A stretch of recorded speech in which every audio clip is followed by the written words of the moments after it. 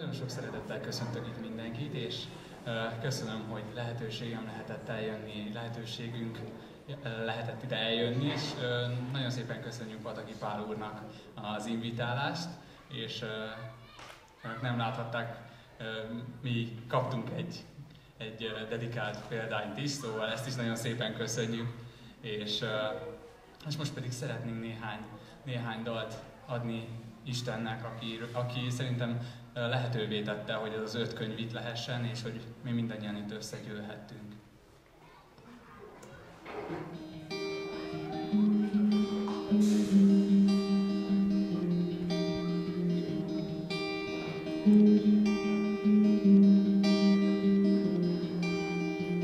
Gyenge vagyok, ember, megkavar az élet, nem tudom a szívem meggyógyítani.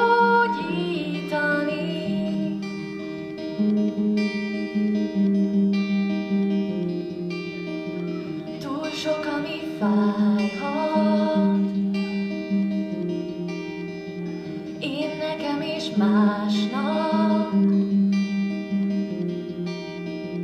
Nélküled a lelkem porszem szélvízben.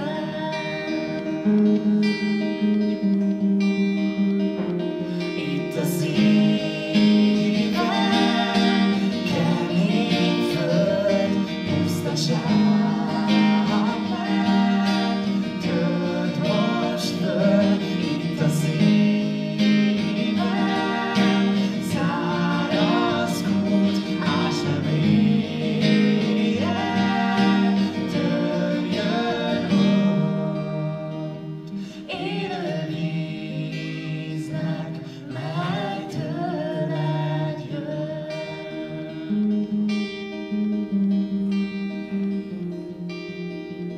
Mindent tudok észből, túl keveset szívből. Míg a betű öl, a szellem élni ír.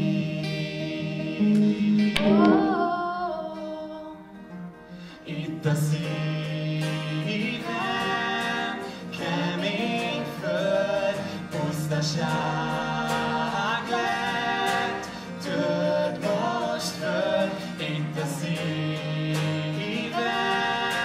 száraz kút, ás nem érje, törjön út. Élő víznek, mely tőled jön.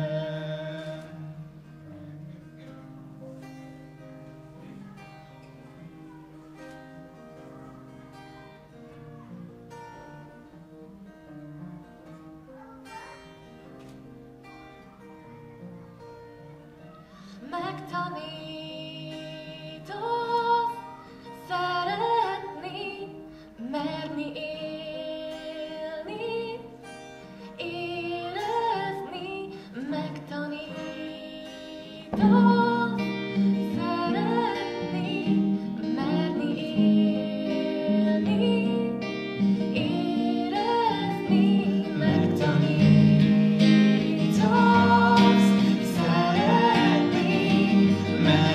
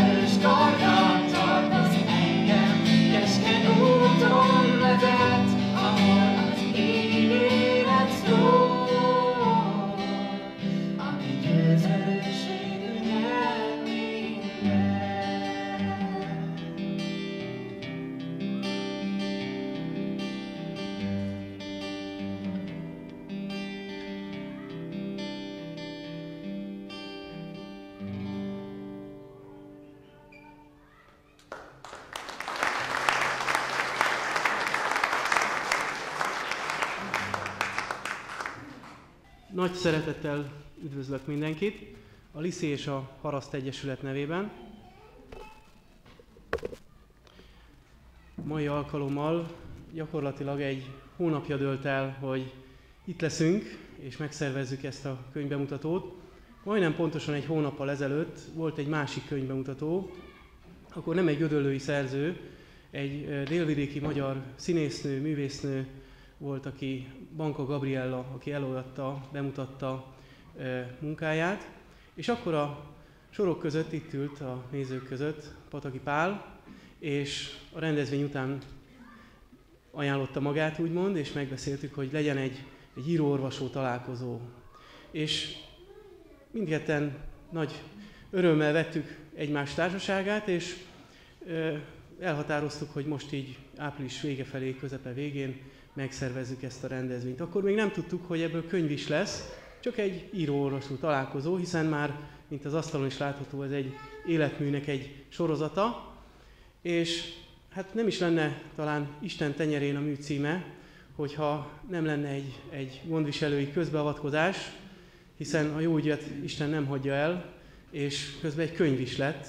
Azt azért nem mondom, hogy Pali a író-olvasó találkozó kedvéért gyorsan írt egy könyvet, és ki is nyomtattatta, de mégiscsak sikerült ennek a könyvnek a kinyomtatása, ami még meleg, hiszen még tegnap előtt a nyomdából került ki.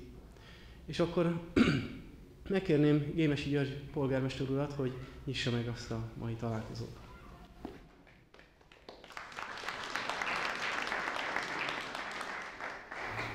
Kedves Pál, hölgyeim és uraim, kedves mindannyian, bocsánat, hogy a hátamat látják pontosan, akik ma a házigazdái ennek a nagyon szép rendezvénynek.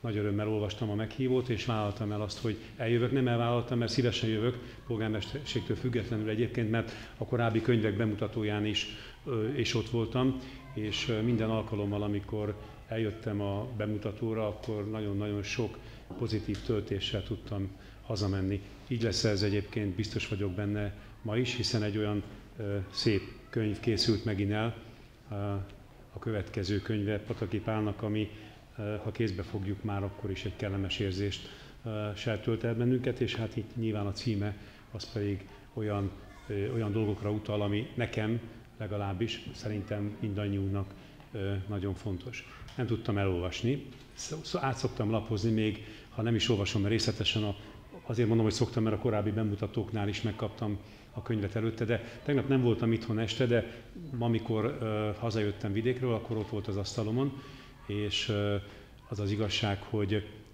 kinyitottam egy helyen, azt eldöntöttem magammal, ahol kinyitom, azt a gondolatot fogom elmondani, és azt a két szakaszos vers, úgyhogy azt el is fogom olvasni, nem elmondani, elszavalni, felolvasni önöknek, hogy mit üzen. De ezelőtt hadd mondjam el azt a fantasztikus örömömet, hogy ez ma itt a kezünkben van, azt, hogy Pataki Pál nem azért írja a könyvet, hogy ebből most egy hatalmas üzletet csináljon saját magának, hiszen tudjuk, hogy az irodalomnak vannak olyan részei is, ami jótollú írók megírnak, és akkor kidobják a piacra, és hatalmas lelkesedéssel olvassák az emberek, bár meg kell mondjam, hogy egyre inkább abban a világban élünk, amikor egyre kevesebben fognak a kezükbe könyvet, pedig fontos, mert akkor az ember biztos, hogy leül, nem a telefonon nézi meg az internet üzeneteit, és a különböző dolgokat, ami a világ történéseiben vannak, hanem egy picit leül gondolkodik, mert a könyv nyilván azért van, hogy üzenjen valamit, és valamit mondjon nekünk. És leglényegesebb dolog az szerintem ma is, hogy Pataki Pálnak van mondani valója. És ebben a könyvben is az üzeneteit fogalmazza meg nekünk, közvetlen környezetének, biztos vagyok benne, de hát nyilván tágabb környezetének is, hiszen nagyon fontos és értékes gondolatok azok, amelyeket ezekben a könyvekben olvashatunk, és azt hiszem, hogy szükséges is abban a világban, és majd utalok mindjárt arra a versre, amelyben élünk, mert egyre inkább csak kapkodjuk a fejünket, hogy mi történik körülöttünk, és hogy akkor most mi is van, hol is vagyunk, milyen formában, és hogy helyezünk el magunkat ezekben a történésekben. És akkor Pataki Pál itt van, stabil pont, Gödöllő életében, és azt mondja, hogy itt van. olvasd el, és akkor biztos, hogy egy kicsit a lelked könnyebb lesz. És végül a gondolataimnak a végén pedig, mindamellett persze természetesen, hogy köszönöm, gratulálok, és a többi, és a többi, engedjék meg, hogy azt is megköszönjem, hogy mindig mosolyog. Én még sosem láttam az arcát mérgesnek, mint ahogy egyébként engem már lehet, hogy láttak, és ahogy valóban azért az életünk során mi is sokszor elegünk van az életből, mármint hogy a sok-sok minden történés miatt időnként az ember arca eltorzul, ami nem jó persze nyilván, de ő mindig mosolyog. Elképesztő lendülettel érkezik meg valahova, ott van, betölti a teret a kisugárzásával, és mosolyog. Ezt is köszönöm, mert ez is benne van. És természetesen az az istenhit, az a hosszú távú gondolkodás és hit, amit üzen ezeken keresztül, ezeken a gondolatokon keresztül. Most hadd mondjam el, mert nagyon érdekes volt egyébként, mert épp egy vidéki útról jöttem vissza, amikor részben jókedvem is volt, de nem is volt mindig jókedvem, mert csomó olyan információval lettem gazdagabb, ami nem szimpatikus nekem. De hát ez, igen, ez nem újság, mert ilyen sok minden van. Ennek a 50. oldalon lévő 2 szakaszos versnek az a cím, hogy Ember ne félj. Ember ne félj, ha az égen felhők tornyosulnak, ezek a komor felhők sokáig nem maradnak. A sötétséget hozó felhőt elsöpri a nap, a sötétben nincs élet, a borút legyőzi a nap. Kitaszított hajléktalan is csak fényben élhet, koldus az elnyújt ruha helyett kap új öltözéket, gondot, békétlenséget Isten váltja békére, az ort, havas telet Isten váltja melegségre. Ne félj, mert megváltottalak, nevezen szólítottalak, enyém vagy. Ezt nagyon ismerjük, ezt a 2 sort. És hát kinéztem, hogy gyönyörűen süt a nap. És hogy ez valóban nekem megfogalmazta a mai napra az üzenetet. Köszönöm szépen neked, gratulálok, és mivel hogy még ma 2 programra kell mennem, nem megyek el, csak 6 órakor el kell menni, és valószínűleg ez a mai együttlét, emelkedett együttlét tovább fog tartani. Én most szeretnék téged köszönteni, illetve először a feleségedet, mert odaültetted magad mellé, és ez így van nagyon jól, hogy ennek a sok-sok szép gondolatnak, könyvnek a hátterében azért mindig ott van egy stabil pont az életedben, aki itt van ugyanúgy mosolyogva közöttünk minden alkalommal, meg hát nyilván nagyon-nagyon sok más rendezvényen. Isten éltessen, köszönöm szépen, gratulálok, és akkor ezt átadom, és neked is azért valami.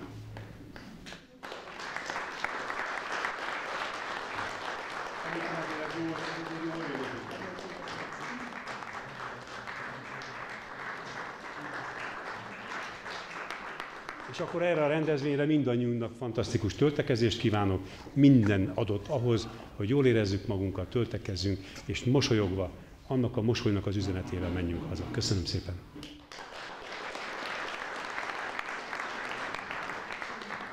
És akkor ezzel szeretném felkérni Pécsi Ildikó, Kossuth-díjas, érdemes és kiváló művészt, Gödöllő díszpolgárát, hogy vezesse le ezt a mai könyvbemutatót. Köszönöm szépen.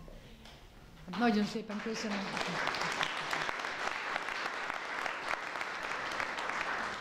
Én borzasztó boldog vagyok, amikor ez évente megismétlődik ez a találkozás, mert egyszerűen olyan, sajnos mindent elmondott előttem, de hát ehhez én már hozzá vagyok Szopa György, úgyhogy rendben van, de megmondom őszintén, hogy van egy mondat, amit azonnal el tudok olvasni, és ebben belekapaszkodom. Nagyon szeretem a mondatokat. Elrakom magamnak. Vannak dolgok, amik segítenek, amik megmentenek, amik hozzátesznek az életemhez, vidámmá tesznek. Kapok valahonnan egy kis levelet, egy SMS-t, és akkor úgy érzem, hogy érdemes tovább folytatni a dolgokat. És ez is egy ilyen mondat. A szeretet nem azért van ingyen, mert nem ér semmit, hanem azért, mert megfizethetetlen. És ez egy gyönyörű gondolat, és ezt külön köszönöm nekem. Az a jó benne, hogy az ember olvassa például ezt a könyvet, és mindig talál olyan gondolatokat benne, amiket ugye elraktároz. És szűkös pillanatokban előveszi, és megköszönni megint neki, hogy ráébresztette arra, hogy olyan mázlista volt, hogy olyan családba született, ahol istenhívők voltak. És akkor ez egy olyan érzés, hogy mindig azt mondja az ember, hogy biztosan valamit rosszul csináltam, kell egy-két pofon, aztán majd rám mosolyog valahogy a dolog, és akkor folytathatod. Ez az egész találkozás, és azok a tekintetek, akikkel most itt szembesülök, azok mind azt sugallják, hogy jó, hogy együtt vagyunk. Hogy jó, hogy megint találkoztunk.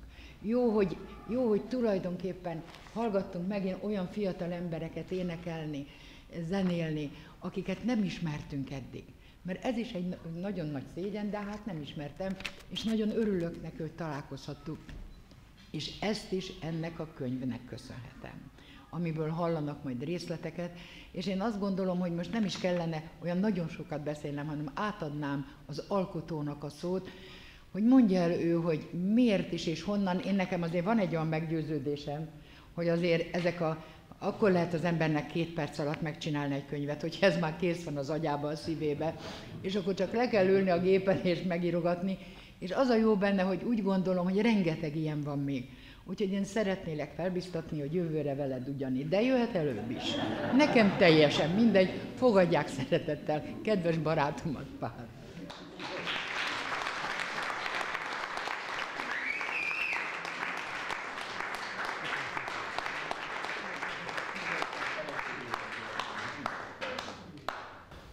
Hát ennyi sok szép, hogy mondjam, nem szó, hanem elismerés után nem is tudok szóval se jutni. Tehát szabad el kell most még ezután kiállni ide, mondani valamit, de mivel úgy indult, hogy író-olvasó találkozó, én röviden szeretnék végigmenni a könyveken, mert vannak itt nekem ajánlóim, akik majd a mai könyvről beszélnek majd, és nagyon szépen köszönöm mindenkinek, akik eljöttek, majd a végén majd külön kitérek, és ha a polgármester úr elmegy, akkor most hadd köszönjem neki ezt a szívre szóló, bátorító, értékelő szavakat. Szinte meg se érdem meg. Köszönöm szépen, úgyhogy lehetne ragozni, de hadd nem mondjam, úgyhogy nagyon szépen köszönöm.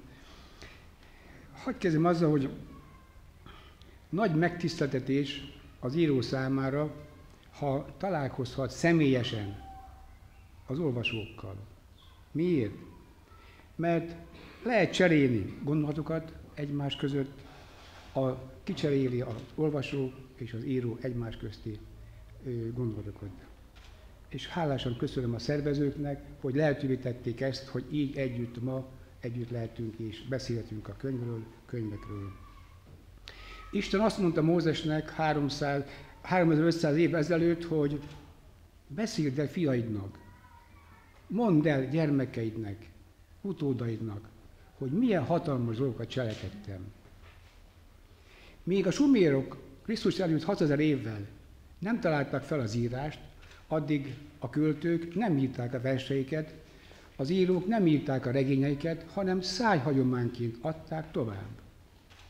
Ez jelentette a fennmaradásukat. Így adták tovább az információt, a kultúrát, mindent. Még Krisztus idejében sem tudta az írást teljesen kiszorítani a szájhagyományt. Ha nem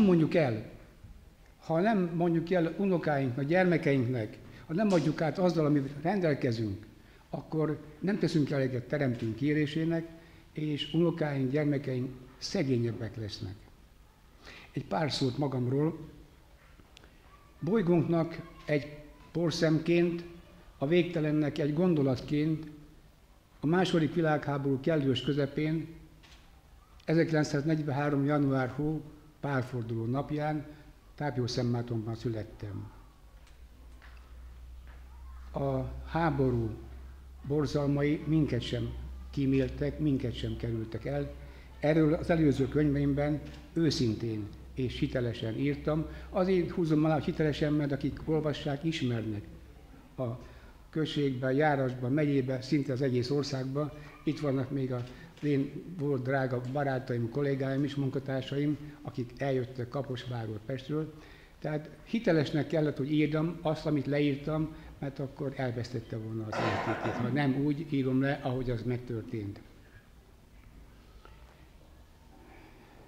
Gyakran kérdezik az írókat, olvasókat, hogy miért ír, kinek ír, mióta ír. Hadd mondjam, hogy én elég késő érő típus vagyok, az íráshoz elég későn, 67 éves koromban kezdtem, mert nekem más volt a hobbim, kertészkedés. Szintén hagy utaljak a kollégáimra, ők tudják, hogy a saját telepítésű szőlőmben, gyümölcsövőmben gazdálkodtam, gondoztam, műveltem hétvégeken, elég hosszú, majdnem 40 éven keresztül, ez volt a hobbim. Talán ők azt mondják, hogy nem csak hobbi, hanem szenvedésed is volt, mondták is ezt nekem abban az időben, de ezzel foglalkoztam, nem az írással, hanem az olvasással, mert szerettem csinálni. Egyébként most is szeretem a kertészetet, a növényeket, és amikor kijöttünk Gödöllőre, elmentem nyugdíjba 12 előtt, kijöttünk Pestről Gödöllőre azért, hogy unokákhoz közelebb kerüljünk, és ugye sokat velük voltam, akkor még kisebbek voltak, vittem óvodába, hoztam őket, játszottunk, sokat meséltem nekik. De nem mese volt az, hanem az én gyermekkori megtörtént élményeim, és egyszer elében álltak, hogy papa, most már írd le. Hát nehéz helyzetbe hoztak, hogy nem volt elég, hogy elmondjam, még írjam is le, és leütöttek a számítógépen mellé, és elkezdtem írni. Még nem is tudtam, mit írek. Ők mondták, hogy még a témát is. Mondtam, mit írek? A Zsófik azt mondta, hogy az, hogy sokat szenvedtél. Vilik azt mondta, hogy papa, boldog is voltál. Hát így készült az első könyvem az emlékeim a küzdelmes és boldog éveimről. Csak egy pár rövid történet hagyjam még csak a könyvből, ifjúságnak szóló. Karácsony előtt, hogy 8 éves lehettem, eldöntöttük a Tibi barátommal, hogy meglepetést szerzünk a szüleinknek, majd mi szerzünk fenyőfát karácsonyra. Feljött a hold, világított a hold, meg a hó is, mert akkor még hó is volt bőven, fél lábszáig érő, és vettük a fűrészt, mert ez nem van hangos, mint a balda, kimentünk az erdőbe, a fakivágáson túl voltunk, el is indultunk hazafelé, és hát ugye örömmel indultunk el, de meglepetés minket ért, mert jött velünk szembe a Godra László, akkori állami főördész, és aki emlékszik az 50-es években, tudja, hogy egy kivágásig több éves börtön járt. Egy másik történet. 7 éves öcsémmel vágtuk, én akkor 9 éves voltam, vágtuk a fát az udvaron, kezem fázott neki. Én nem tudtam, bement a konyhába gyúfája, és kijött, és a szalmakazalból húzott ki egy csóvát, és meggyújtotta. Meg akarta melegíteni a kezét. Olyan jó sikerült, hogy az egész szalmakazal meggyulladt, mellette a szénakazal, mellette a szénapajta, és minden, ami gyúlékony volt, leégett, mire Nagykárpáról a tűzoltók kijöttek. Egy másik. Eldöntöttük, hogy kimegyünk dinnyét szerezni. Jó, ugye jól mondtam. Lehetne másképp is mondani. És megegyeztünk, hogy te nézze jobbra, te nézze balra, én előre házra, hogy nem elállt valaki. Levettük azt a 2-3 dinnyét, nekünk ez pont elég volt, és egymásra néztünk, te is kinézett fölfelé. Egy másik történet, szintén 8 éves lehettem, amikor a szüleim azt mondták, hogy most te virasszál az istállóba, mert a rózsi tehén elleni fog.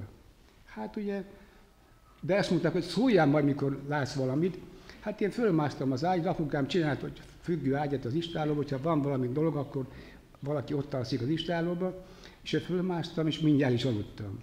Hajnalban arra ébredtem föl, hogy dörömbölnek, és apukám kiabált, hogy Pali, fiam, nyisd ki az ajtót, bezártad. Hát én lemásztam az ágyról, botorkáltam az ajtó felé, nagy álmosan. Hát nem én zártam az ajtót, a kisboly ott állt az ajtóba, amelyik éjszaka megszületett én nélkül, az én segítségem nélkül, az anyja felszállította, megszoptatta. De írtam nagyon komoly dolgokat is, a háború borzalmait, és leírtam azt követő korszaknak a történetét, egy családon keresztül a emlékeim is könyvemben. Az utam és a bankom magam választom, így senki sem kényszerít arra, hogy azt írem le, ami tőlem távol áll, ami tőlem idegen. Írásaimban nem használom a mai divatos szókincseket. Nem tettek róla, nem tudok lépést tartani a mai írók divatos stílusával. Én megmaradtam a egyszerű szavaknál, de érthető magyar szavaknál. Próbákkal teli küzdelmes élet van a 72 év mögött, de az élet értelmét felismerve elmondhatom, hogy megérte. Írásaimban, szinte minden könyvben, aki olvasta, tudja, bemutatom Isten végtelen szeretetét, hatalmát és kegyelmét. De leírtam, és leírom benne a küzdelmeimet, örömeimet, és leírtam azt is, aki olvasta, tudja, hogy a kivezető utat a küzdelmekből. Tehát lehet belőle tanulni. Leírtam, hogy illetékmentes örökséget kaptam szüleimtől, ez nem más, mint a szeretet. És ezt szeretném továbbadni, nem csak szóba, hanem írásban is. Könyveimben vallom, hogy az élet örök, és a szeretet halhatatlan. Istenkereső költőnk, akire most emlékeztünk pár napja, itt a könyvtárban is, mondta, hogy boldog az, akinek van Istene. Majd mondta, és írta és mondta, hogy Isten ott állt a hátam mögött, és én megkerültem érte a világot. Nem kell megkerülni sem a világot, még Gödöllőt sem, hanem hagyni kell, hogy Isten vegyen a tenyerébe, és hordozzon bennünket. Nekünk is akarni kell. Müller Péter mondta, hogy ne áltasd magad, földi cél nincs, minden célunk égi cél. Mindannyian egy helyről jövünk, egyfelé tartunk e rövid földi létben. Vannak percek, mikor álmodunk, tervezünk, majd emlékezünk, és bizony készülődünk. A köztes időben sokféleképpen élhetünk, és élünk is. Miért? Mert Isten szabad akaratot adott az embernek. Azt csinált, amit akar. Csinált jót is, rosszat is, megadta a döntés jogát az embernek. Mi emberek jöttünk a világot megismerni, felfedezni, meghódítani, jöttünk alkotni, és jöttünk fejlődni. Jöttünk, mert dolgunk van itt nekünk ezen a földön. Keressük, kutatjuk helyünket, miközben Isten első perctől utolsóig ott akar hordozni bennünket a tenyerén, csak nem veszük észre. Ott vagyunk az ő tenyerén gyermekként, felnőttként, fiatalként, és ott vagyunk idősként. Megjelent könyveimről egy pár dolgot szeretnék említeni. Emlékem a küzdelmes és boldog éveimről. 2011-ben jelent meg. A lelkileg elszegényedő világunkban fontosnak tartom az átélt és bennünk létező világ múltjának és jelenének megjelentetését. Miért? Azért, hogy a jelenben eligazodjunk, a jövő pedig a miénk legyen. A magántörténetekre szükségünk van, mert becsülni tanítják a múltat, a múltunkat. A könyvemben kortörténetként mutatom be a II. Világháborútól napjainkig egy családon, egy rendszeren keresztül Isten végtelen szeretetét, hatalmát. És ebben a könyvben találkozik a megtörtént és a történő, a tudható és az átélt valóság. Aki olvasta, biztos ráismer. A Hűséggel, szeretettel szolgálni című könyvem 2012-ben jelent meg. A címet tulajdonképpen Gróf Battyán Szanfma László orvostól kölcsönöztem, aki úgy ismer a világ, hogy a szegények orvosa volt. Egyetemi nyugdíjasként elmentünk megnézni a szülőházát, és ott sok minden tanúskodott az ő munkásságáról. Az egyik táblán azt olvastam, hogy hűséggel, szeretettel szolgálta az embertársai élete végéig. Majd olvastam egy másikat, hogy azt mondta a betegeinek, hogy én megoperáltam, de Isten meggyógyította. Majd mondta az embereknek és a orvostársainak, hogy én mindenkiben, minden betegemben Krisztus látom. Majd mondta azt, hogy Isten itt a földi munkánkra az áldását adja, jutalmát pedig odaát. Hazafelé jöttünk, és azon gondolkodtam, hogy vajon a 21. században, itt Magyarországon, de az egész világon lehet-e még hűséggel, szeretettel szolgálni? Aki olvasta a könyvet, vagy olvasni fogja, rájön arra, hogy lehet, csak akarni kell. Ha küzdesz, veszítesz, ha nem küzdesz, veszítesz című könyvem 2013-ban jelent meg. Az énenkert elvesztése óta minden ember küzd. Sokszor küzdésre jövünk a világra, És az a 60-70-80-90 év is sokszor nehéz küzdésekkel telik el. És nagyon gyakran még küzdéssel is távozzuk ezzel a földi átmeneti világból. A mai világunknak legnagyobb baja az, ami volt Jézus korában. A félelem. Félünk a jövőtől, a munkanélküliségtől, félünk a függetlenségünk elvesztésétől, félünk a szomszédoktól, félünk a munkatársaktól, sokszor félünk még önmagunktól is. De az ember egy valakitől nem akar félni, magától teremtő Istentől. Dávid a Zsoltárjó fogalmazott, hogy ha félek is, benned bízom, Istenem. Tehát a hit legyőzheti a félelmet, a lélek legyőzheti az anyagit. Aki érzi és tudja, hogy Isten tenyerén hordja őt, az nem fél, mert annak a félelme elmúlt. A küzdés és a harc, az esély és a bukás az ember életében még nem a vég, hanem ha feladjuk a célt, a célba érkezés előtt. A küzdés érinthet és megszólított minden embert, kicsit és nagyot, fiatalt és időst, hívőt és szeptikust, reménykedőt és elkeseredtet. A Teremtő Isten nem vesztésre, hanem győzelmet teremtette az embert. Gondolatok, novellákban és versekben az elmúlt évben jelent meg, erről csak egy mondatban szeretnék emlékezni. Kortörténeti értéket elevenít fel, mond el 92 novellában és 52 szabad verselésben. És odaértünk a mai naphoz, a mai könyvünkhöz, Isten tenyerén című könyvemhez, amit itt tartok a kezemben. Az emberek arra születtek, hogy szeressék őket. A tárgyak arra valók, hogy használjuk őket. A világ azért van káoszban, mert a tárgyakat szeretjük, az embereket pedig használjuk. Vallom és hiszem, hogy annyi az értékünk, amennyi szeretet van bennünk, nem amennyi pénz van a zsebünkben. És amint nézzük ezt a rohanó világot, azt tapasztaljuk, hogy egyre kevesebb dolognak van értéke. Nem érték a tudás, a munka, nincs értéke a pénznek, az erkölcsnek, sok esetben még az embernek sem. Viszont érték lett a butaság, érték lett a kultúrátlanság, a fizikai erőfölény, a bűnözés. Ha valami nincs meg, akkor elvesztjük attól, akinek van.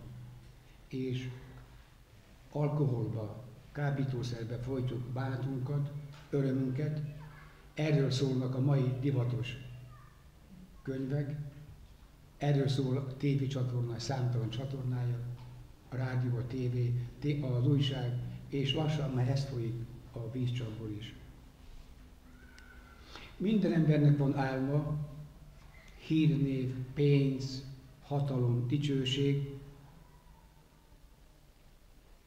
pedig egyszer minden, ami földi, munka, gond, küzdelem, gyönyör elmúlik. A rang, a dicsőség is mind porba hullik, nem marad belőle semmi. Elfelejtjük gyakran, hogy van élet a síron túl is, lelkünk örök élete. Gondoljunk erre már akkor, amikor álmaink megvalósulását szövegetjük. Mi marad meg? Arról szól a minden könyvben, megmarad a szeretet, mert a szeretet örök. Örös Sándor mondta, hogy szóld szét kincsedet, hogy te magad gazdag legyél.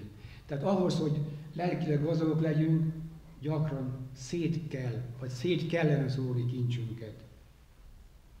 Milyen a könyveim? Hadd idézzem Kosztolányi Dezsőt, aki azt mondta, hogy a könyvet ketten alkotják, az író, aki írta, olvasó, aki olvassa. Tehát nem az író dönti el, hanem mindig az olvasó dönti el, hogy mi az a könyv. Már csak Babics Milát említem, azt mondta, hogy a könyv is élet, és él, mint az ember. Ezt szerettem volna.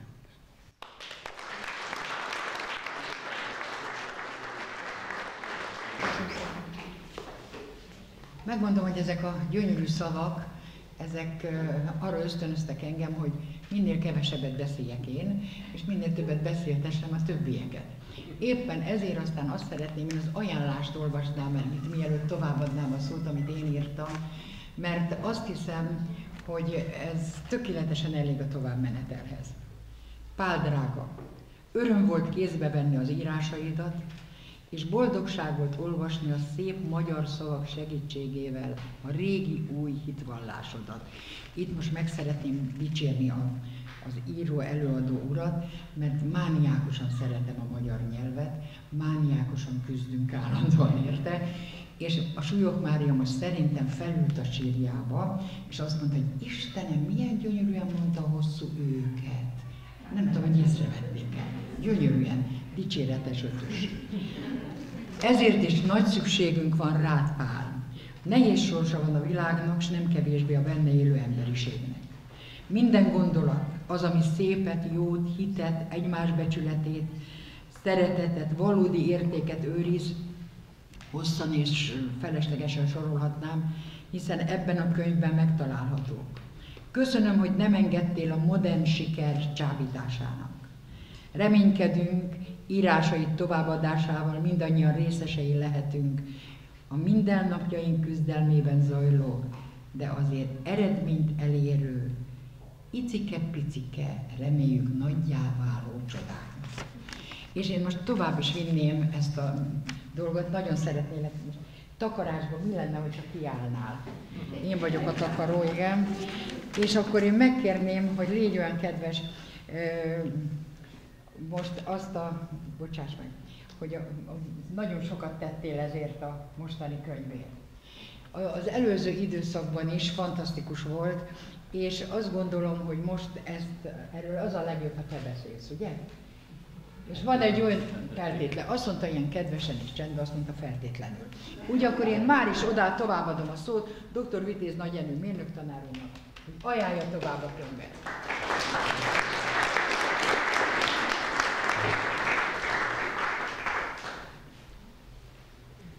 Szeretettel köszöntöm kedves mindnyájukat, és köszöntő gyanánt engedjék meg, hogy Babics Mihály a második ének című versének csodálatos, gyönyörűséges soraival köszöntsek minden jelenlévőt, aki megtisztelve ezt a rendezvényt. Hát Babics Mihály a második ének. Megmondom a titkát, édesem a dalnak. Önmagát hallgatja, aki dalra hallgat. Mindenik embernek a lelkében dal van, és a saját lelkét hallja minden dalban. És akinek szép a lelkében az ének, az hallja a mások énekét is szépnek. És Pali barátomnak is meglepetés, elnézést kérek, egy 2-3 perccel talán hosszabb lesz, majd igyekszem rövidebbre venni. Valamikor napközben jutott eszembe, hogy ma ezen a szép rendezvényen kívül van egy jeles esemény is. Nálunk Magyarországon pontosan a 25 éves jubileumban van. Ma van a Föld napja, egyébként a Föld világnapjának is nevezzük, tehát szabad így mondanom, a Földnek bizonyos értelemben boldogabbik felén már 45 éve megemlékeznek a Föld napjáról. És Pali barátomnak az új könyvében, a 101., 102. oldalon van egy gyönyörű vers ehhez a naphoz szóló. Én ezt szeretném majd a következő években máshol is elmondani. Mivel őszintén mondtam, hogy csak délelőtt jutott eszembe valami háttérhír kapcsán, nem tudtam megtanulni, de felolvasnám, fogadják szeretettel. Tehát Pataki Pál, létünk fohásza. Természet csodás, ölelő keblén, virágoktól üde illató rétek, erdők, széringatta aranyló búzamezők. Csodálatos világba születtünk, építjük, s romboljuk környezetünket, teremtett világunkat, a természetet. Az ember becsvágyó, uralkodó, földünk felszínét, légkörét károsítja, értékeitől megfosztja, s pusztítja. Fájdalmas valóság a hasadék, életre, halálra folyik a küzdelem, fogytán a jó levegő, víz s élelem. Sebétől vérzik a megkínzott táj, sírnak, nem állva halnak az erdei fák. Régóta szenved, senyved az élővilág. Földanyán mi vagyunk a kárhozat, élőhelyünket sok veszély fenyegeti, a pusztító ember jövőjét temeti. Ébresztő, amíg nem késő, vigyázzunk jobban a teremtett világra, ne késztessenek esztelen rombolásra. Dédelget a tápláló anyaföld. Óvjuk meg az éltető fákat, erdőket, védtelen állatokat s növényeket. Földünk meleg szíve értünk dobog. Kötelesség sajgósevét gyógyítani, megóvni, védeni, s példát mutatni. Olvasd egy ősz verselő fohászát, földi létünk véges, egy röpke pillanat, Istenünk oltalmazza vérző bolygónkat. Remélem, hogy ez a vers még a következő években sok helyen elhangzik. Nem csak a Földnapján, hanem máskor is szeretettel ajánlom. És a korábbi könyveknél szándékom szerint rövidebben szeretném ajánlani ezt a csodálatos 5. könyvet. Hát elmondtam már korábban is, de most csak, tehát mindig fontosnak tartom megismételni, hogy kegyelmi helyzetnél értem a sorstól, és örömmel tölt el, hogy Pataki Pálnak 5. könyvét ajánlhatom, kedves jelenlévőknek és minden olvasónak, amely a Isten tenyerén címet kapta. Ez a legújabb kötete 130 verset, tehát egy verses kötetnyi számú verset, és mintegy 60 prózai írást tartalmaz. A szerző előző 4 könyvéhez hasonlóan mindkét műfajban maradandó értéket találhat az olvasó. Minden új verse és prózai írása is önálló értéket képvisel, amelyekből sugárzik a szeretet. Gondolati világát bensőből fakadó szeretettel, őszinte elhivatottsággal és alázattal írja le, adja át. Gazdagabbak lehetünk a leírt gondolatok által, és ezt mindenkor megoszthatjuk szeretteinkkel is. Minden korosztálynak szívesen ajánlom ezt a könyvet is, mert kiváló lelki táplálékot nyújt az olvasónak, épülésünkre meríthetünk belőle. Pataki Pál új könyvében található verses kötetnyi verse ékes bizonyíték arra, hogy már nagyon régóta késztetést érezhet gondolatainak versekben történő kifejezésére. Tapasztalhatjuk a 130 vers kapcsán, hogy immár nem csupán kacérkodik a lírával, a verselgetéssel, ahogy a nő rendszerint szerényen nevezi, hanem szorgalmas és igyekvő tanulója a versírás gyakorlásának. Irodalmi körben is vállalja ezt a küzdelmet, és napjainkban is képzi magát. Tanulmányozza, figyeli, hogy a klasszikusok és az értékrendjének megfelelő kortárs költők hogyan fejezik ki gondolataikat, milyen költői képeket alkalmaznak, hogyan festenek szóval. Figyelemre méltónak tartom az évek során tapasztalt fejlődését, a klasszikus verselés szabályainak követését. Számomra különösen örömteli, hogy Pataki Pál a verset ritmusos szövegformának tekinti, melynek alapeleme a szótag. Szertágazó gondolatait, érzéseit szépen szövegeti, és igyekszik szabályos versorokba rendezni. Az elmúlt évek során fokozatosan javította, fejlesztette verseinek képi világát, és mindenkor saját hangján szólal meg. Érzem a versfolyam hagyományvágyazottságát, hiszen verseiben kétségtelenül fellelhető a magyar lírai hagyomány. Verseit olvasmán hallani és érteni vélem mindezek jelenlétét a sajátos verselés mélyén. Verseinek soraiból sugárzik az éltető hit, remény és szeretet. Mélységes hittel teli versek, melyek békét, nyugalmat, jobbító szándékot árasztanak. Gondolatai, versorai igazolják, hogy az ember hitének erőssége magáról, az emberről tesz bizonyságot. A hit ereje nagy tartást ad ahhoz a folytonos küzdelemhez, amely földi életünk során végigkísér, egészen a sírig.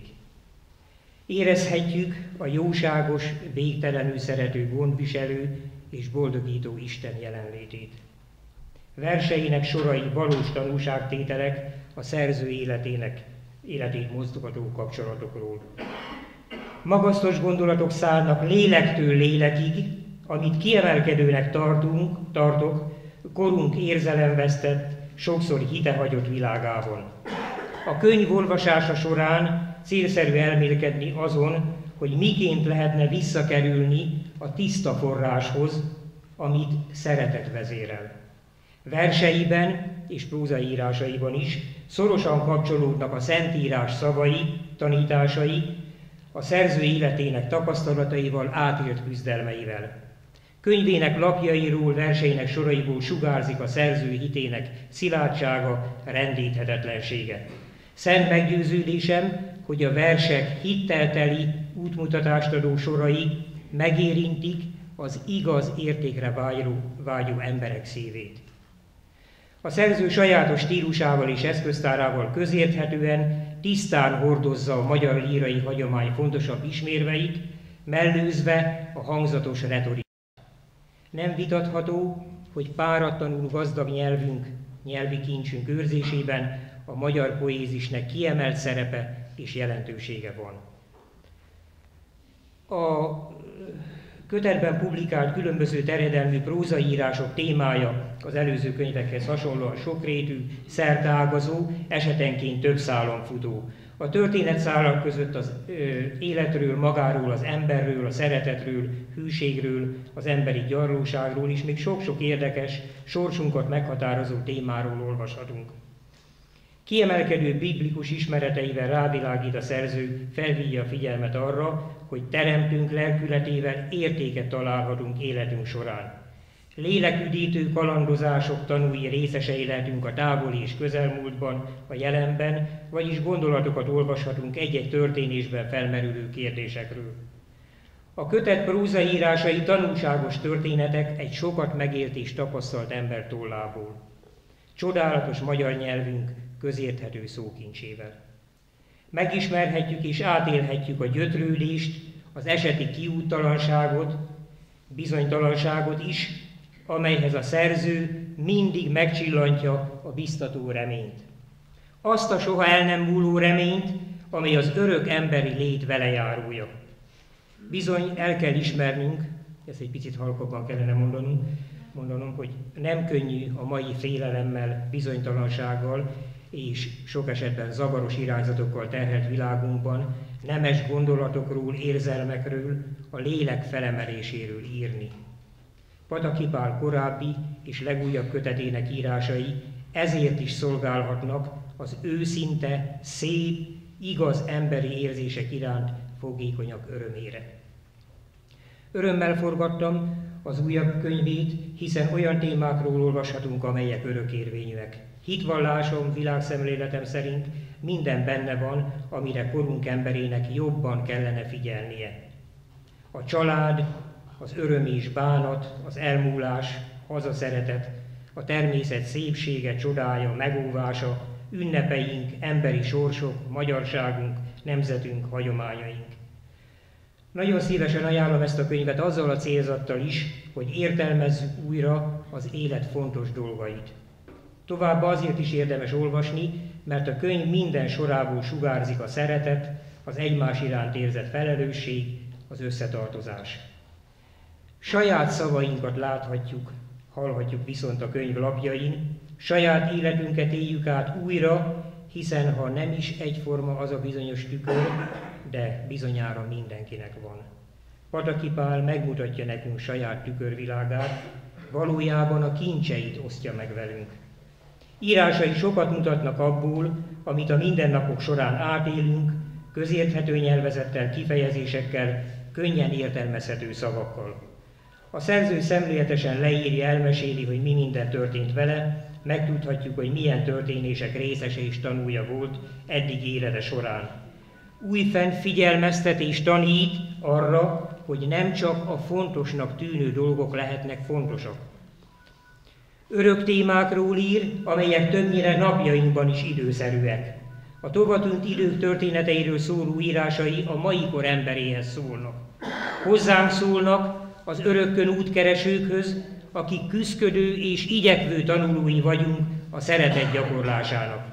Valóságos sorsokról, a valóság hangjából, a ritkán meghallgatott oldalról is gyűjt valódi üzeneteket.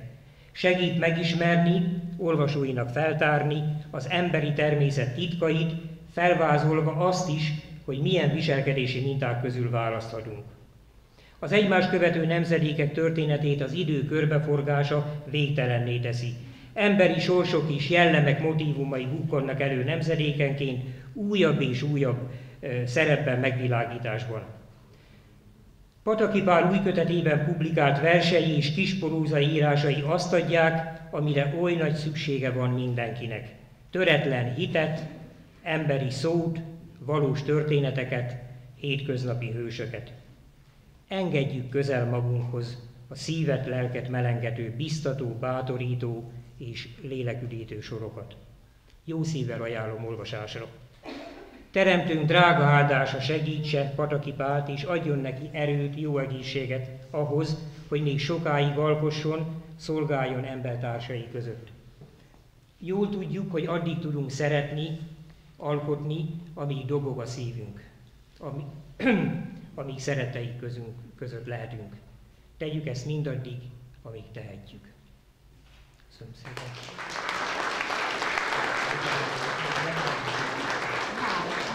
Már is visszaadom a szót. Ez már a plusz idő, hogy visszaélek a türelmükkel, de nagy megtiszteltetésért azzal is hálásan köszönöm ezúton is Pali barátomnak, hogy a kötet egyik szép versét, mondhatnám a könyvnek a címadó versét, az Isten tenyerén című verset nekem ajánlotta. Bár egy picit a nyomda ördöge, egyébként kiváló könyvnél néhány kérdőjellel közbelépett, úgyhogy aki majd ezt olvassa, nem tudom, hogy hányadik oldalon van, a kérdőjelektől tekintsen el, és ebben a formában próbáljuk majd, akinek remélem, hogy sokan el fogják olvasni, ahogy most elmondom. Tehát Pataki Pál, Isten tenyerén. Láttad már nyári éjjen fénylő csillagok seregét. Heverésztél egy friss búzaszalmakazal tetején. Láthattad éjjeli csöndben a telihold varázsát, Isten tenyerén csodálhatod teremtett világát.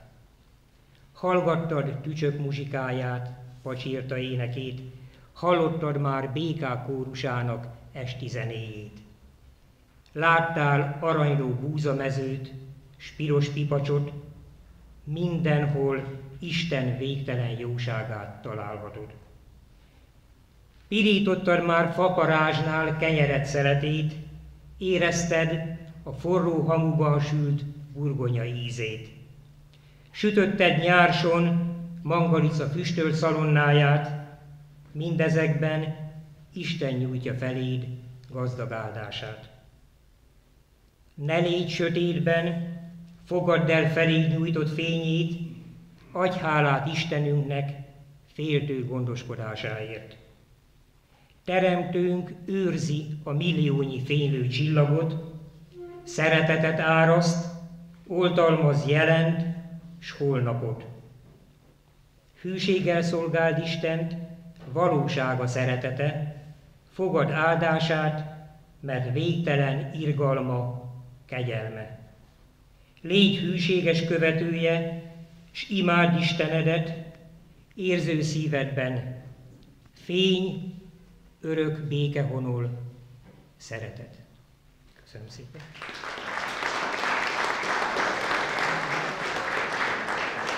Nagyon szépen köszönjük dr. Vitéz Nagy Jenő mérnök tanár úr csodálatos ajánlását. És engedje meg, hogy felkérjem a másik régi barátot, Sándor István József nyugalmazott minisztériumi főosztályvezető urat, hogy ajánlja a könyvet. Köszönöm szépen. Nagy tisztelettel és szeretettel köszöntök én is mindenkit. Ez egy csodálatos, szép könyv, és nagyon tartalmas. Én tegnap kaptam meg már ilyen nyomtatott formában a könyvet. Délután, amikor hazaértem, akkor fellapoztam, versek vannak elől, és azt vettem észre, hogy végigolvastam a verseket. Ezek a versek, hálaadások, tanítások, tanúságtételek, és egy nagyon szép, békés, nyugalmat sugárzó írások. Tényleg, aki végigolvassa, valahogy a egységérzését érzi, tehát ez a könyv ez nagyon jóra sikeredett. Ugyanez vonatkozik a kisebb írásokra és novellákra is. Ott is Pataki Pali barátom egyszerű eszközöket használ ugyanúgy, ahogy korábban. Ezek nagyon tanulságos kis történetek, és tényleg a vigasztalás, a megoldás ott található a írásoknak, a novelláknak a végén. Szívből ajánlom én is minden olvasónak, akár úgy is, hogy belekezd és elolvassa egybe, de én azt hiszem, hogy ha oda teszi maga mellé és este elalvás előtt előveszi, akkor sok nagyon értékes és értelmes gondolatot talál benne. Én Pataki Pali barátomnak további jó egészséget, jó munkát kívánok, és várom a következő kötetet.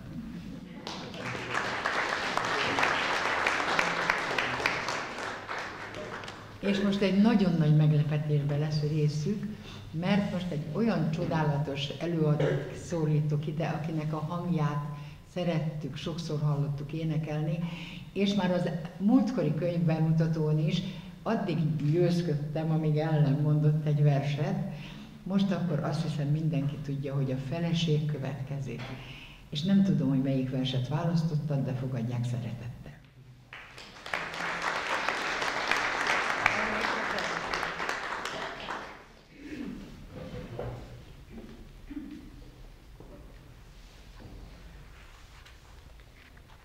Házasságunk 50 éves. Házasságunk ides-tova 50 éves.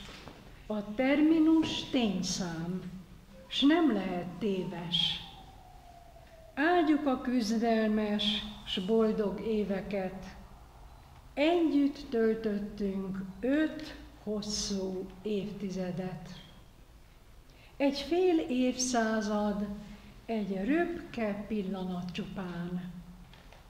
Úgy elszálltak az évek, mint a gyors madár. Istennek hála, óvott ennyi év után. Nagy titok, mennyi időt ad még ezután? Nincs más vágyunk, legyünk áldottak.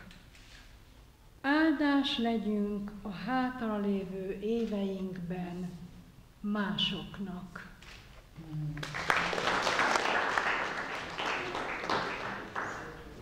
Valóban gyönyörű volt, és gyönyörűen mondtad el.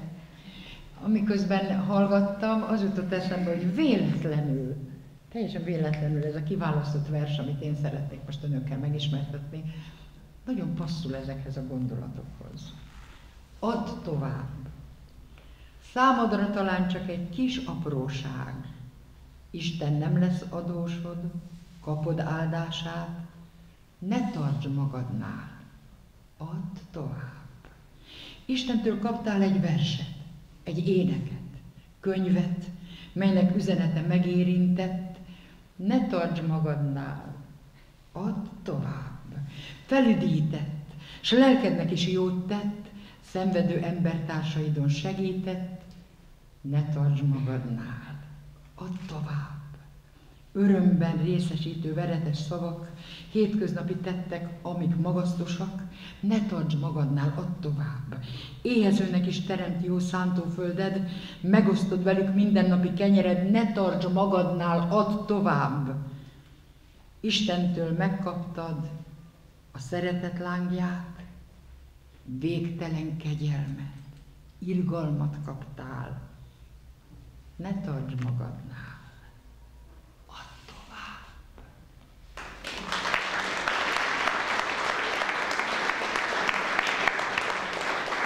Köszönöm szépen, és most kit is hívhatnék ide, aki még eddig igazából csak elindította ezt az egész mostani délutánt, és nagyon sokat köszönhetünk neki.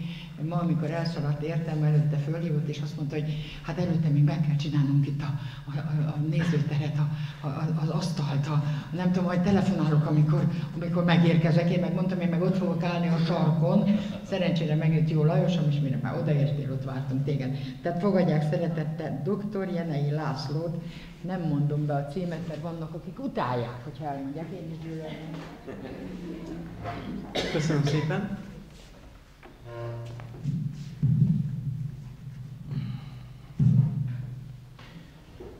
Kettő további ajánlást szeretnék felolvasni. Az egyik dr. Szabó Károlyé, az ő címét azért elmondanám, főorvos, diakónus szeretetszolgálat vezetője, a Nemzetközi Geodon Társaság tagja. Dr. Szabó Károly ajánlás. Igen nagy örömmel kezdtem hozzá tegnap este a köteted olvasásához. Időnként rácsodálkozva lapozgattam a különböző élethelyzetekről, érzésekről szóló gondolataid. Számomra a legkülönlegesebb értéke ennek a novellás kötetnek, hogy bármely hétköznapi történetekről is tudósítasz, azokon átvilágít az Isten szeretetének ragyogó fénye. Mai világunkban a legsikeresebb embereket a tudatos, lehangoló sorsokról nem a körülmények összessége, hanem az esélyek csalafinta szövevénye, hanem a gondolatokban és legfőképp a hozzáállásban tapasztalható gondolatiság különbözteti meg. Egyszerűen megfogalmazva, a hitbeli különbség, az élet értékeinek látása, eltérő perspektívák elgondolása az igazi különbség gazdag és szegény életutak között. A köteted erről a világos értékrendbeli látásmódról, az életed eligazító igazságokról tesz bizonyságot. Ritka kincs. Egy irodalmi mű értékét nem a történetek nyelvi megfogalmazása, csiszolt gondolatok egymás utánja mutatja meg, hanem az író szelleme, a történetek mögötti ember lelki küzdelmei, vívódásai és ezekre adott egyedi válaszai határozzák meg. Azt kívánom minden velem együtt töprengő olvasónak, hogy ezekben az egyszerű versekben és rövid novellákban megláthassa a hétköznapok örömeit és kudarcait, és láthassa annak az embernek az eszményét, aki végigküzdve az életét mindig tovább akart lépni önmagán, a saját korlátain.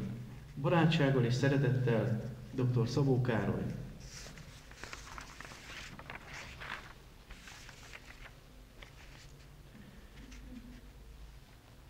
A másik ajánlást pedig Kis Balázs írta.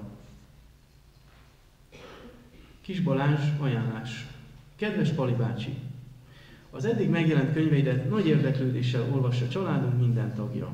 Könyveidben található prózai írásaid és verseid olvasása, tanulmányozása sok örömet jelent számunkra. Írásaid felidézik számunkra a múltat, és betekintést adnak a jövőnkbe is.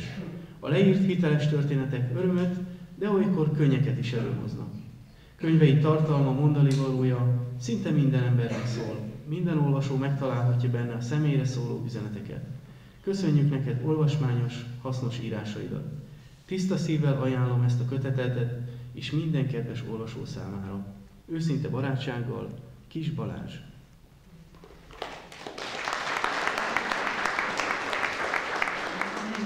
Nagyon szépen köszönjük ezeket a gyönyörű szavakat. Tessék? De hát még szeretném ide hívni a Kis Balázs. Akkor Kis Balázs legyen a kedves, és fáradjon ide, azokra megnőtt Kis Balázs, és igazi Nagy Balázs lett belőle. Nekem bármit nehéz lesz mondanom, ugye, mert olyan szép szavak hangzottak itt el az előzőekben, hogy ehhez még fiatalos vagyok, illetve hát az ilyen szép könyveket, sokat ilyet kell olvasni, az, hogy ilyen szépen lehessen beszélni, és ugye a mai rohanó világban nekünk erre már nincs időnk. Én is ugyanúgy jártam Pali bácsi könyvével, hogy amikor megkaptam ugye interneten a kéziratát, ugye az e-mailjeim között lapozgatva megtaláltam, bocsánat, hogy így nem tudok, hogy állni. Most semmi nem fontos, csak ott, ahol fölveszünk. Tehát az e-mailjeim között, amikor olvasgattam, megláttam Pali bácsi könyvét, és elkezdtem, és ugye az ilyen függőséget okoz valahol, legalábbis számomra, hogy elkezdtem és nem bírtam abba hagyni, aztán utána rájöttem, hogy már késő van, tehát ideje lesz, és folytattam. De igazából most ért el ez a írás, ugye a tisztségét, amit kell neki kapni, ez a könyv, mert nagyon szép. Ugye ez a könyv, amit megfogunk, nekem ez nagyon fontos, mert az internet marad, de a könyv az könyv. Úgyhogy Pali bácsi, köszönjük szépen még egyszer. Köszönöm, hogy egy pár szót szólhattam, és jövőre akkor újra folytatjuk. Jó? Köszönöm szépen! És ez aztán arra biztatott engem, hogy akkor én most elolvassak egy novellácskát. Azt mondja, hogy ösztöndíjas diák éhezik. Ez azt hiszem sok mindenkinek különböző gondolatokat fog eszébe juttatni, és ha megengeded, bevezetőként, hiszen annyi mindenféle más szerepkörbe voltunk például ugye beszorítva, ha megengeded, ez vagy mondat, és aztán tudom, nem ide tartozik, Édesjó Lajosom, akinek én is már 46. vagy hanyadik életében, mert házassági évfordulónkon vagyunk túl, ő az én velem együtt töltött időben volt vájár, mert nem lehetett olimpiai bajnok futballista. Volt valami szőnyegeket készítő helyen, aztán minden volt, csak éppen labdarúgó nem. Tehát ez, ami most következik, ez erről szól, és azért imádtam rettenetesen. Ösztöndíjas diák éhezik. Péter összefutott régi iskolatársával, Gáborral, és felelevenítették diákévediket. Mondd, Péter, hogy is volt a te ösztöndíjad a TS-szel? Péter kis gondoskodás után elkezdte. 15 évesen a Kossuth Termelőszövetkezet tagja lettem. Nehéz fizikai munkát végeztem a többi felnőttel. Egyik alkalommal, mikor 60 kilós zsákokat hordtunk Tibor bácsival a padlásra, megsajnált. De Péter, miért nem mész iskolába, te? Neked ott lenne a helyed. Beszélek az elnökelvtárssal, küldjön el téged valamilyen iskolába. A beszélgetés megtörtént, és én a vezetőség megtárgyalása után, aki jóváhagyta a dolgokat, beiskolázott. Az elnök behívatott a hivatali dolgozószobájába, és azt mondta, te Péter, a vezetőség jóváhagyta a kérésedet, az engedélyükkel te ösztöndíjjal elmehetsz a Jászberényi iskolába. Ott mezőgazdászokat, agronómusokat képeznek, nekünk meg éppen ilyen szakemberekre van szükségünk. És kapok ösztöndíjat is, mert az én szüleim szegények, nem tudnak támogatni. Azért nem mertem tovább tanulni, mert a háztartáshoz kellett az én keresetem is. Ha elmegyek, ettől elesek. Kapsz. Természetesen megkötjük a tanulmányi szerződést, és az iskoláid elvégzése után itt kell majd dolgoznod annyi évet, amennyit az iskolában eltöltöttél. És mennyi lesz az ösztöndíja? A vezetőség jóvá hagyta a havi 10 munkaegységet. Amikor ezt adták, 1962-t írtak. Egy munkaegység 10 forint volt.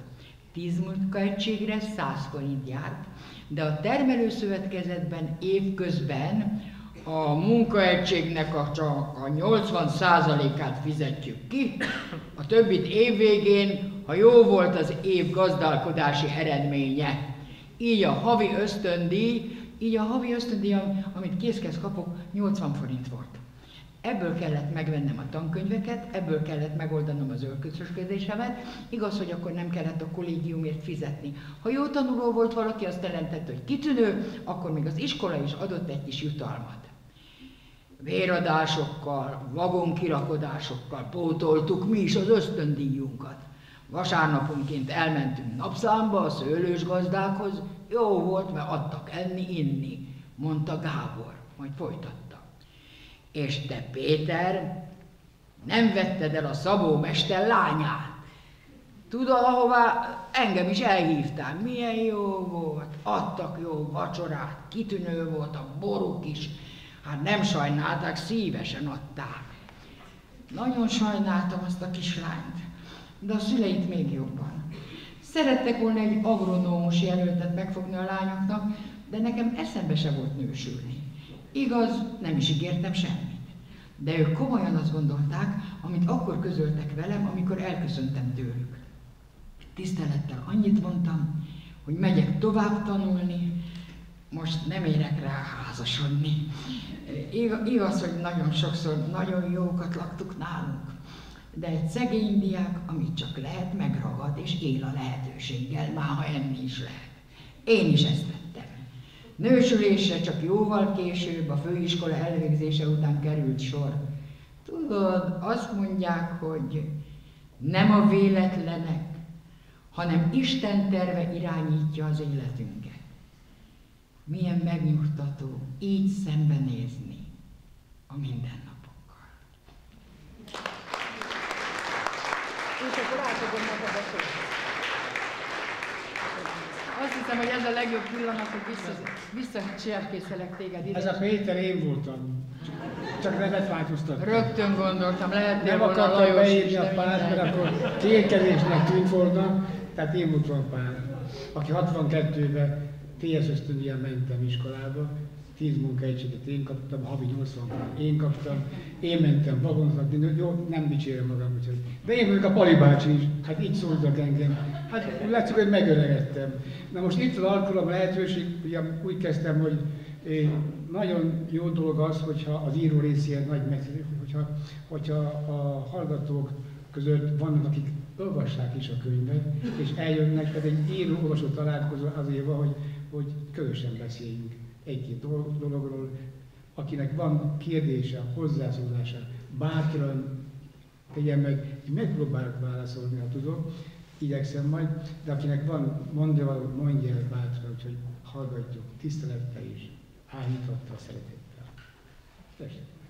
Hát most már úgy látszik, író-olvasó találkozón vagyunk, kimondottan, és én olyan szempontból készültem, hogy tegnap átküldted nekem ugye e-mailen, és hát késő estig olvastam, és nem fejeztem be az olvasást, és majd elmondom, hogy író-olvasó találkozón, hogy belőlem mit váltott ki ez a könyv. De először szeretném mutatni, hogy tessenek megnézni, mind az 5 könyvben mi az, ami egyezik. Van benne levegő, van benne víz, és amikor kézbe veszem, már egy levegőt veszek, mert ott érzem magam a természetben, ugye? Na ez van belül is. Amikor kinyitod, egy új levegő, egy új légkör árad az ember felé, és ha megnézzük a vízszintet, ott a Tigris Eufrátus, az ígéret földje, az elveszett Éden, amiről szól sokszor a vers és egyéb, elvesztettük azt, amit Isten adott, de mindegyikben látjuk a vízszintes, a horizontális és a vertikális vonalat is. Különösképpen a mostaniban a vízesés. Írod a könyvedben, hogy mi a sötétség? A fény hiánya. Mi a gyűlölet? A szeretet hiánya.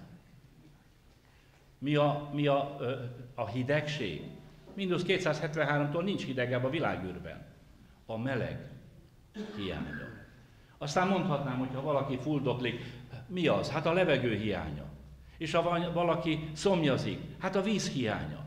És a szeretet hiánya, hát abban élünk sajnos.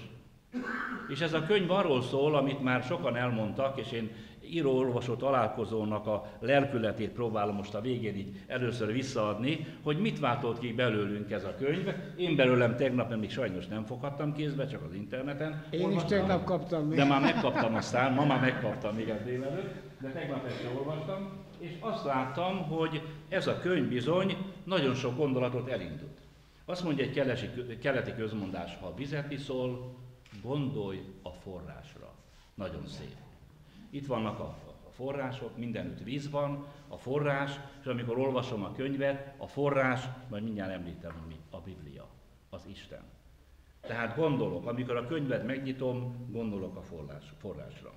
Aztán több dolog van, amit majd egy-kettőt említek én is. Mikor olvastam ezeket a történeteket, novellákat, verseket, akkor eszembe jutott az én gyermekkorom is. Mert ez inspirálta, ez előhozta, provokálta az én gyerekkoromat. Hát elmondom, én egy olyan csoda gyerek voltam idézőjelben, hogy amikor ugye szüleimnek járt a népszava, amikor John F. Kennedy-t megölték, azt az újságot eltettem. Amikor Martin Luther King baptista lelkész megölték, azt az újságot eltettem. Jól eldobtam, ma is megvan. Amikor Gagarin az űrbe röpítették, vissza is jött, azt is eltettem. Ugye? Tehát ezek az írások a könyvedben úgy érzem, ilyen kis sárguló kis lapok a múltból, amik most lettek megírva. Amik most lettek papírra vetve. És van egy novella, én nem fogom most felolvasni, mert nem akarok visszaélni az idővel, de írsz arról, hogy egy kislány követelte az anyukát, hogy nekem élő baba kell, élő kistestvér. Itt a reklámhelye, www.baptistaradio.hu, annak a szerkesztője vagyok, és hétfőn és szombaton a 11 órási műsorban több mint 45 baptista lelkésznek az élettörténetét hallgattam meg, fél órában, 1 órában, és ott egy valamit elmondott az egyik. Az orvosnő, lelkésznek a felesége, tudta, hogy az első gyermek után nem lehet még egy gyermekük. És mentek egyszer a körúton, és azt mondja neki a nagy kislánya, a 7 éves, anyukám, te hiszel a jó Istenben, hogy meghallgatja az imát? Persze, hogy hiszek. Akkor ott egy hófehérke volt, menjünk be, és vegyük meg a babának az első cuccokat, mert én imádkozok minden nap a kis testvérkért. Alig kapott levegőt az orvosnő. Tudta, hogy nem lehet már gyereke, és ez az egy is, amelyik volt, nehezen született meg. De azért bementek a hófehérke boltba. A mi idősek tudjuk, hogy volt ez ilyen is, talán sokan vásároltak is ott. És megvették, és 1,5 év múlva megszületett a kisgyermek. Mert onnan kezdve az édesanyja is, meg az édesapa is imádkozott érte. Csodálatos dolog. Én szeretném ajánlani a kedves időseknek, mint hogy amit a Pali testvérem csinál, hogy Vilike, itt vagy Vilike? Igen. Kérésére, hogy írd le, apu, ő leírta. Hát ha mondják nektek, kedves idősek, hogy apu, beszélj, mesélj, akkor ne legyetek fáradtak elmondani. Sőt, gyere csak ülj ide a térdemre, majd elmesélek neked az életemből valamit. Soha nem lehet visszahozni. Nagyapám nekem keveset mesélt. 80 éves korban meghalt, én akkor 15 éves voltam. Azt hittem, hogy még lesz időm őt kikérdezni, nem volt. Tehát kérem, meséljetek. És amit szeretnék mondani, miből táplálkozik ez a tiszta víz, ez a tiszta levegő? 3000 évvel ezelőtt írta meg Bölcs Salamon a fiának. A fiának. Fiam, példabeszédek könyve 3. rész. Az én tanításomról el ne feledkezzél. Az én parancsolataimat megőrizz a te elméd. Mert napoknak hosszú voltát, és sok esztendős életet, és békességet adnak néked bőven. Az irgalmasság és az igazság ne hagyjanak el téged. Közd azokat a te nyakadra, írd be azokat a te szívednek hústáblájára. Így nyersz kedvességet, és jó értelmet Istennek és embernek személy előtt. Bizalmad legyen az Úrban teljes elmédből, a magad értelmére pedig ne támaszkodjál. Minden te utadban megismered őt, akkor ő igazgatja a te útjaidat. Ne légy bölcs te magad ítélete szerint, féld az Urat, és távozzál el rossztól. Egészség lesz ez a te testednek, és megújulás a te csontjaidnak. A lelki ébredés, a lelki egészség, a szeretet, az egyenes út testi-lelki gyógyulást hoz. Pszichoszomatikus betegségek nincs, ha imádkozol, és szeretet van benned, ezt kívánom tovább. Köszönöm szépen.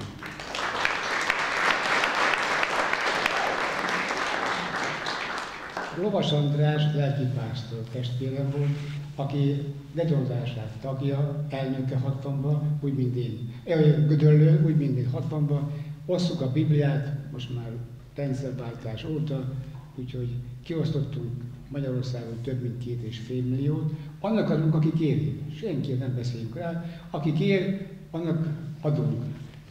Van egy ilyen ige is, nem akarom idézni.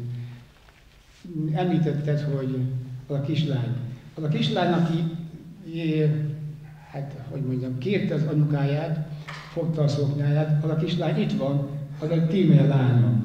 Hát a Pálma kérte az anyját, hogy kis testvér kérek, és hát én nem akartam, mert akkor építettünk Maglódon családházat. Ez volt, nem most volt már régen, és hát mondtam, OTP-re vettük a telket, építjük a házat, vettünk az hitelt, még rájövünk még. De addig húzogatta az anyukája szoknyáját, hogy hát megsajnált, aztán megjöttek hozzá, hogy hát hagyd legyen már kis testvér. Így lett a kis testvértől most már édesanyja, két gyermekes édesanyja, így lett. És hát a Vilike aki mondja nekem, hogy papa, nekem köszönheted, vagy nekünk köszönheted, hogy most ő is hogy itt van a vélétel.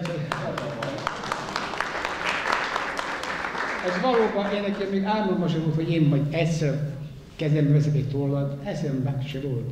Tehát, amit említettem is, hobbim nem ez volt, hanem a kertészkedés. Most már áttértem másra, úgyhogy az ő kérésükre, az ő, hát majdnem úgy mondom, unszolásukra, mert nem akartam, de jó, hogy rábeszéltek. Lehet még kérdezni, hozzászólni, akinek van mondani valója, szívesen. Igaz, hogy időnk elhaladt, és nem szeretném visszaélni a türelemmel. De... Van esetleg kérdésetek, akkor tegyétek föl. Ha nincs, akkor egy meglepetést szeretnék neked. No. Egy meglepetést, már a múltkor is volt, fölveszi ez. Múltkor is volt, és most is van. Szerinted ez mi lehet? Ez egy virágcsokor. Ez tényleg egy virágcsokor, de ha kinyitod, akkor ez egy üzenet. Kitől lehet? Én, mivel itt az egyik lányom, itt van a párom, a hitvesem. Szeretett apukám, gratulálok neked immáron az 5. könyvedhez. Megtestesíted az alkotás csodáját újra és újra. Nagyon örülünk a sikerednek, lélekben ott vagyok, veled, és együtt ünnepelek. Végtelen szeretettel ölellek, Pálma, mert hol van ő? Ausztráliában. És küldött neked egy gyönyörű csokrot. Nagyon szépen köszönöm. Köszönöm szépen. Köszönöm szépen neked is. Nagyon szépen köszönöm, és akkor nem tudjuk. Jaj, bocsi. Meg szeretném köszönni mindenkinek, akik eljöttek. Nem, semmi, csak tiéd. Fogjam a virágot? Én megfogom, és akkor te beszélsz. Esküszöm, visszaadom, bár nagyon szép. Jó. Meg szeretném köszönni, akik eljöttek, akik még szerintem mindenkit ezek, úgyhogy az az érzésem. És megtiszteltétek ezt a mai kis délutánt, nagyon szépen köszönöm, hogy időt szántatok erre. Türelemmel végighallgattátok a mi botlásunkat, mert nem volt mindig, mert azért ide kiállni nem mindennapos, tehát azt tudja, aki ide kiáll, hogy azért nem mindig. Tehát nem, hogy mondjam, nem ezt csináljuk minden nap, hogy egész mással foglalkozunk.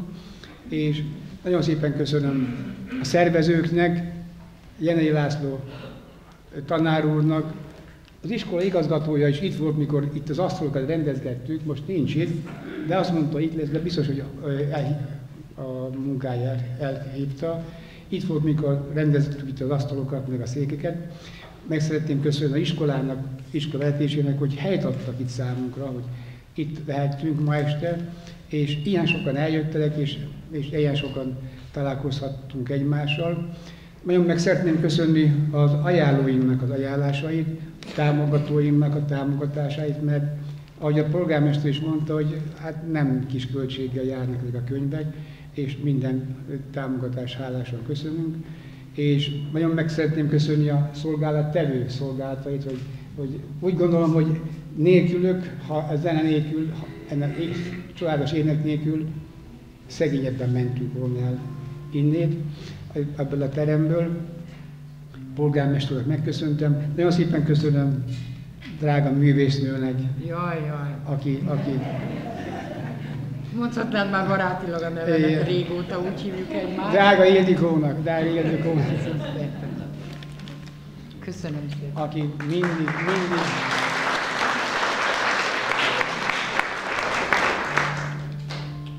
Nem tudom, hogy hagytam neki valakit úgy.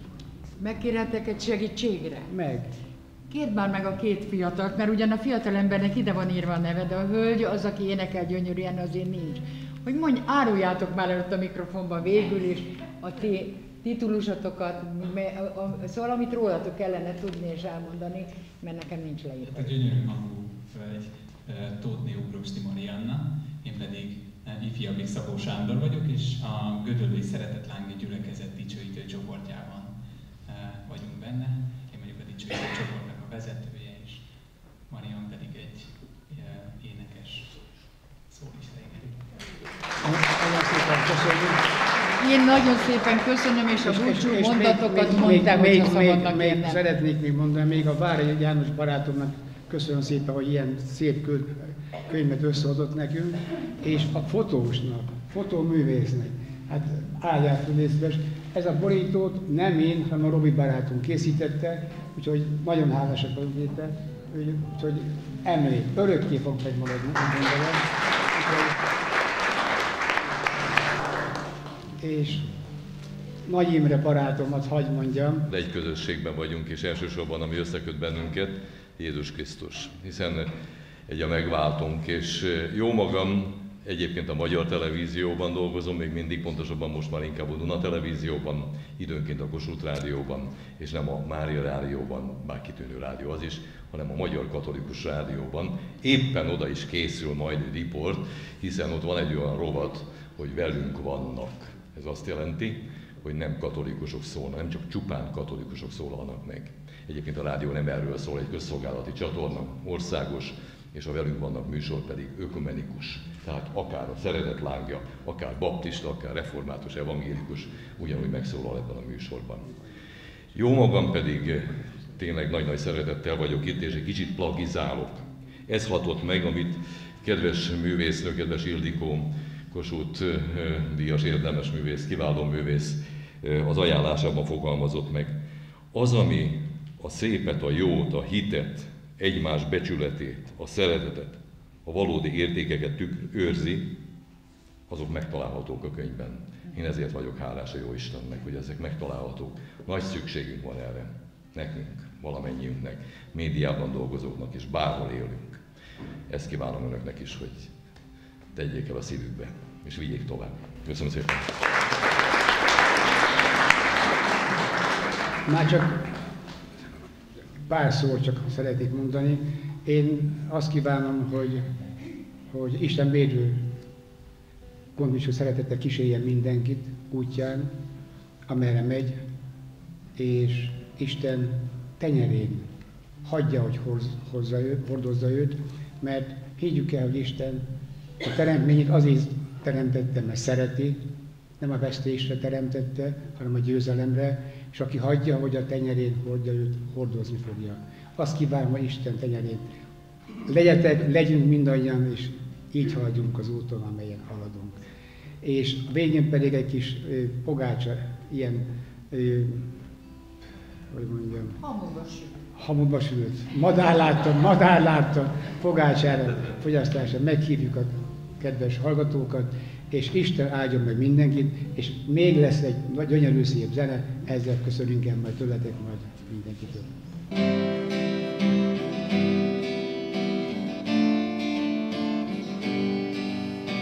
Te vagy a szívem királya, tiéd mindenem. Minden helyzetben sorsom kezedben, Istenem. A fájdalmak, könnyek, harcok jönnek, tiéd vagyok.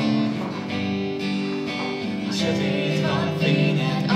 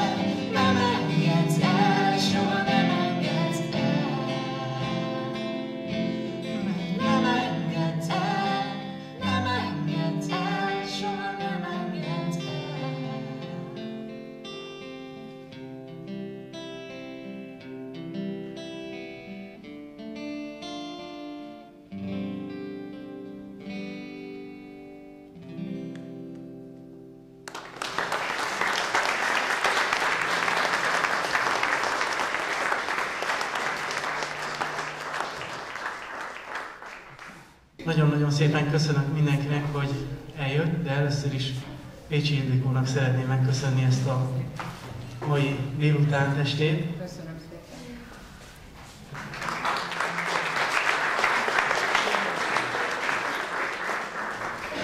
Nagyon jól éreztük magunkat, és továbbra is itt van a lehetősége még hozzászólásokra, kérdéseknek, akár arra is van lehetőség, hogy keretes szerkezetű legyen ez a mai este, hogy valaki majd ide jön hozzám, és azt mondja, hogy van nekem is könyvem, szívesen bemutatnánk, és eltervezhetjük, hogy ha megbeszéljük, akkor lesz is könyv, hiszen Isten tenyerén minden lehetséges.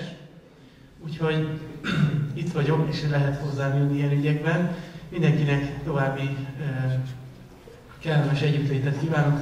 Lehet nyugodtan kérdezgetni olvasóként, vagy még nem olvasóként az írótól, és hátul kis szerény, de szeretetteljes vendégségre mindenkit szeretettel várunk. Köszönöm szépen a megjelenést.